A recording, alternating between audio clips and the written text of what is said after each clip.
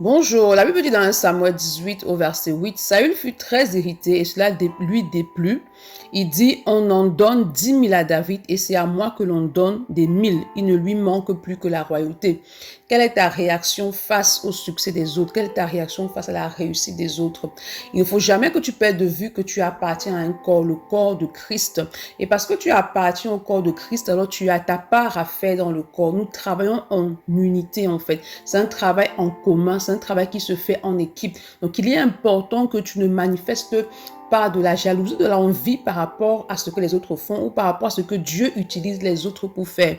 Lorsque Dieu utilise quelqu'un, tu dois rendre gloire à Dieu pour la vie de cette personne. Pourquoi? Parce que dans tout ce qui est fait pour le royaume, le but c'est que nous puissions avancer dans l'œuvre de Dieu. Le but c'est que les âmes puissent être sauvées. Le but c'est que l'Église puisse croître en disciples en fait. Donc tu ne dois pas regarder avec envie ce que Dieu fait au travers des autres, mais tu dois te focaliser sur ton couloir. Tu dois te focaliser sur ce que Dieu veut accomplir au travers de toi. Parce que si tu manifestes l'envie et la jalousie, cela va attirer à toi dans ta vie la destruction. C'est pourquoi ce matin, demande au Saint-Esprit de détruire par son feu tout sentiment d'envie que l'ennemi a sémé en toi, tout sentiment de jalousie qu'il a voulu placer. Demande-lui de détruire cela par son feu et demande au Saint-Esprit de remplir ton cœur d'amour parce que plus tu manifestes l'amour envers les autres, plus tu vas rendre grâce à Dieu pour leur vie. Bonne journée. Shalom.